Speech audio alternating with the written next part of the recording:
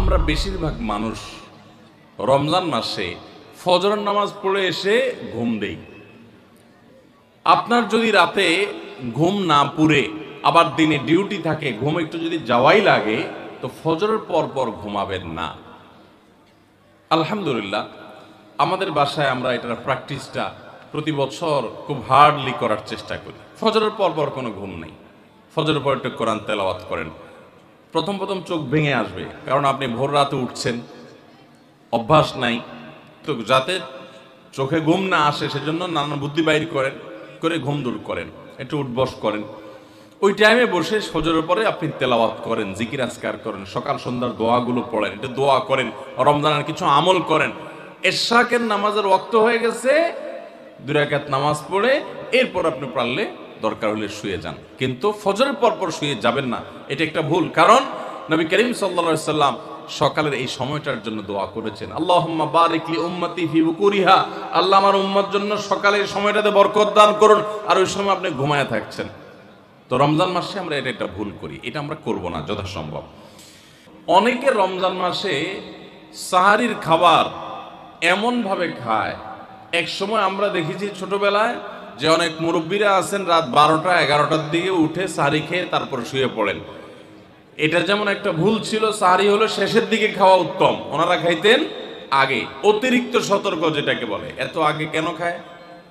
যে শেষের দিকে খাইলে রোজা হয় না, না হয় জন্য 12টার সময় 4-5 ঘন্টা আগে খেয়ে ধুয়ে দিলাম। এটা হলো বেশি সতর্ক হওয়া। বেশি সতর্ক হওয়া বুঝেন? এক লোক দোতলায় শুয়ে আছে ফ্লোরে, তো একটু পর পর মাথা উপরের দিকে উঠে ফেলতেছে। কেউ জিজ্ঞাসা করলো, কি ব্যাপার, তুমি কি এমন কেন করতেছো? ফ্লোরে শুয়ে আসো চিত হয়ে, একটু বড় মাথা উঠাও কেন? তো লোকটা বললো, নিচের ফ্লোরে একজনে সুই সুতা দিয়ে কাপড় সিলাইতেছে, তো এইভাবে সেলাই করে টান দেন উপর দিকে।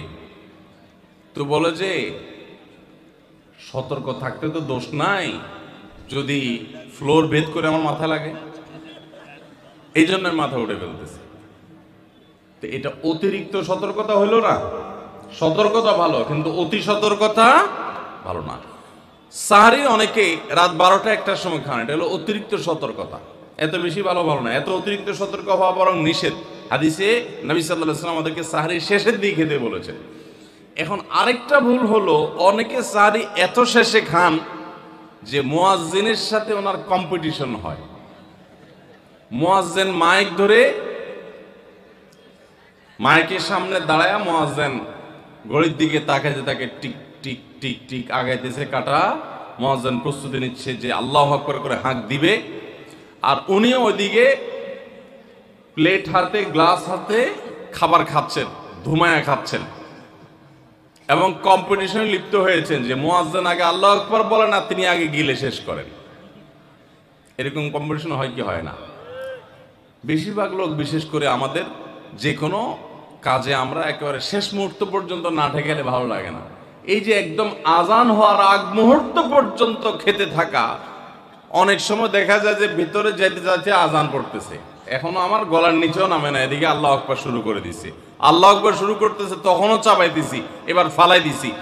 দেরিতে সাহারি খাওয়া সুন্নাত, এর মানে এই না যে এত দেরি করবেন যে মুয়াজ্জিনের সাথে আপনি চোর পুলিশ খেলাবেন। এত দেরি করা এটা অবশ্যই সুন্নাহ নয়। নবী করিম সাল্লাল্লাহু আলাইহি সাল্লাম সাহারি খেয়ে শেষ করার পর ফজরের নামাজ পড়তেন, মাঝখানে 50 আয়াত পড়ার মতো গ্যাপ থাকতো। 50 আয়াতের গ্যাপ মানে হলো 5 থেকে 7 মিনিট এভারেজ, এরকম গ্যাপ তিনি দিতেন, তারপর তিনি নামাজ পড়তেন। তো এই জন্য ভাইরা আমার, আমরা বলতে পারি যে 7 নম্বরের ভুল হলো, আমরা অনেকেই রমজান মাসে সাহারির খানা খেতে খেতে একেবারে আজান পর্যন্ত ঠেকাই দিই। এত দেরি করা আবার ঠিক না। আমরা অনেকে যদি সাহারি খাইতে না পারি তাহলে আর ওই দিন রোজা রাখি না। অনেক লোক আছে বলে যে আজকে সাহারি খাইতে পারি না, এই জন্য রোজা রাখি না। তো সাহারি না খাইতে পারলে রোজা রাখবেন না কেন? সাহারি খাওয়াটা সুন্নত আর রোজা রাখাটা ফরজ।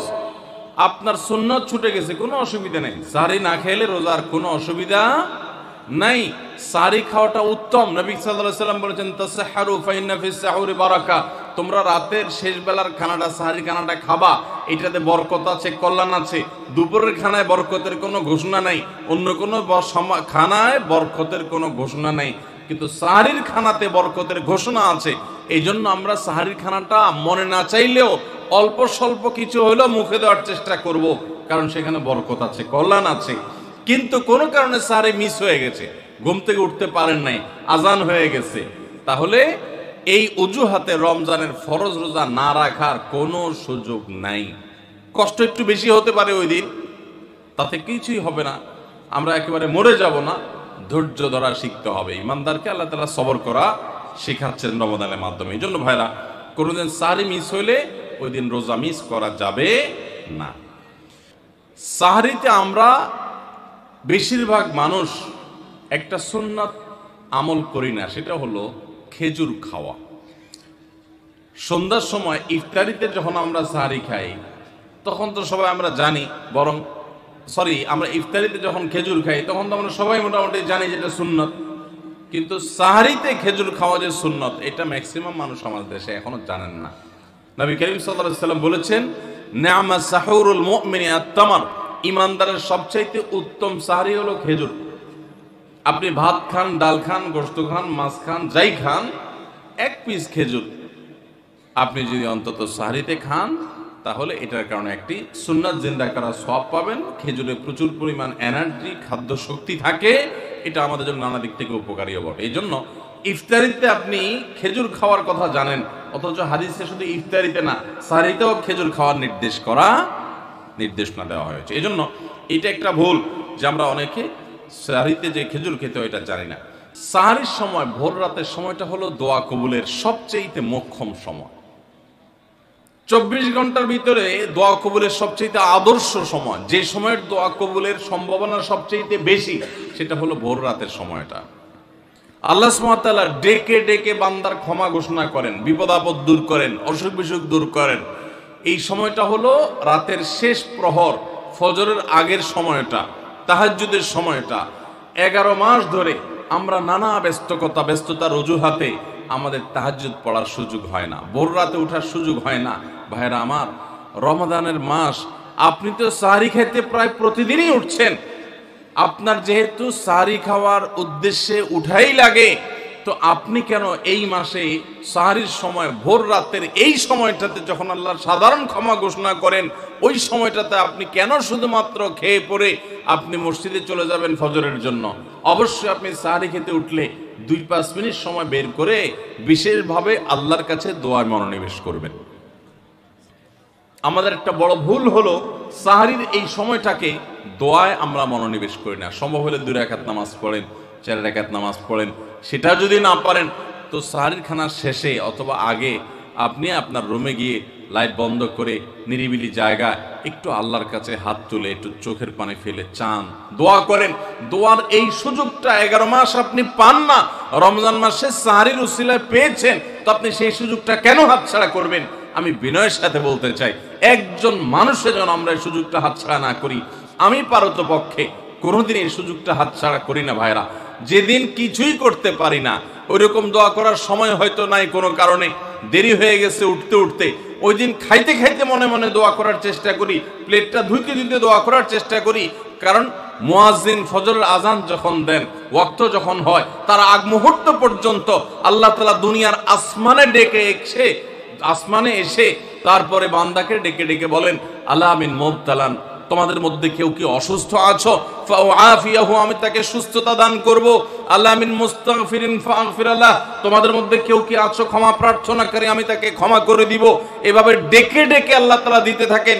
টোটাল 24 ঘন্টার মধ্যে যেই সময়টার দোয়া ফেরত দেয়া হয় না, যেই সময়টার দোয়া মিস হওয়ার সম্ভাবনা খুবই কম, আপনার দোয়ার বেসিক শর্তগুলো ঠিক থাকলে এই দোয়া কবুল হওয়ার সম্ভাবনা জোরালো, সেই সময়টা হলো ভোর রাতের সময়টা।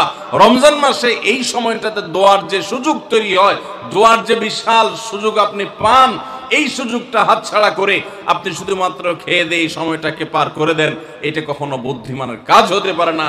এই জন্য রমজান মাসের ভুলগুলোর মধ্যে থেকে একটা হলো যে সাহরির সময়টাতে, ভোর রাতের সময়টাতে, দোয়া কবুলের গুরুত্বপূর্ণ সময়টাতে আমরা দোয়া তো করি না, অনেকে ওই সময় আজকাল সাহরি পার্টি বের করেছেন, তামাশা বের করেছেন, অনেকে টেলিভিশনের প্রোগ্রাম দেখেন।